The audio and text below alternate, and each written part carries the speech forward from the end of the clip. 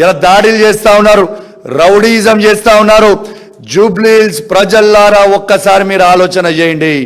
నిన్న rowdy sheeter అయిన అభ్యర్థిని పెట్టితే ఏ విధంగా రౌడీయిజం ఉంటుందో ఒక్కసారి ఆలోచన చేయండి.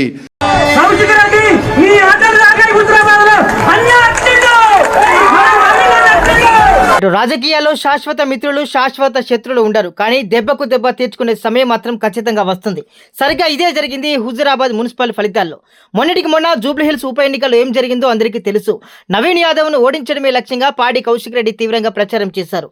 నవీన్ యాదవ్ గెలుపును అడ్డుకోవడంలో కౌశిక్ రెడ్డి కీలక పాత్ర పోషించారు. కానీ కాలం ఎప్పుడూ ఒకేలా ఉండదు కదా. ఆ రోజు తగిలిన దెబ్బకు ఈ రోజు నవీన్ యాదవ్ గట్టి రిటర్న్ గిఫ్ట్ ఇచ్చారు. కౌశిక్ రెడ్డికి కంచుకోటగా భావించే హుజూరాబాద్లోనే ఆయనకు దిమ్మ తిరిగే షాక్ తగిలింది. నవీన్ యాదవ్ హుజూరాబాద్లో అడుగుపెట్టి కాంగ్రెస్ తరఫున ప్రచారం చేయడంతో అక్కడ రాజకీయ సమీకరణాలే మారిపోయాయి. కౌశిక్ రెడ్డిని ఆయన సొంత గడ్డపైనే దెబ్బ కొట్టాలని నవీన్ యాదవ్ కంకణం కట్టుకున్నారు. ప్రజల్లోకి వెళ్లారు, వ్యూహాత్మకంగా పావులు కదిపారు. ఫలితం హుజూరాబాద్ మున్సిపల్ పీఠం ఇప్పుడు కాంగ్రెస్ వశమైంది.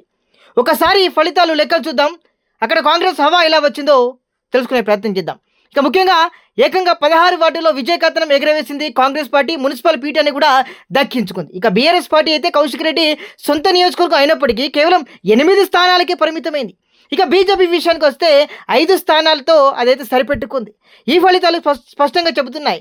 హుజూరాబాద్ ప్రజలు కౌశిక్ రెడ్డి నాయకత్వాన్ని పక్కన పెట్టి నవీన్ యాదవ్ ప్రచారానికి కాంగ్రెస్ పార్టీకి పట్టం కట్టారని. దీనిని బట్టి ఒకటి మాత్రం స్పష్టమవుతుంది, రాజకీయాల్లో ఎవరిని తక్కువ అంచనా వేయకూడదు.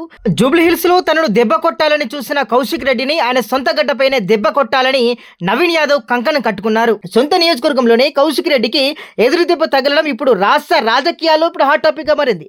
దెబ్బకు దెబ్బ అంటే ఇదేనేమో. హుజూరాబాద్ లో ఎగిరిన కాంగ్రెస్ జెండా నవీన్ యాదవ్ పొలిటికల్ గ్రాఫ్ ను అమాంతం పెంచేసింది. మరి ఈ ఫలితాలపై నవీన్ యాదవ్ స్ట్రాటజీపై మీ అభిప్రాయాన్ని ఒకసారి కామెంట్ రూపంలో తెలపండి.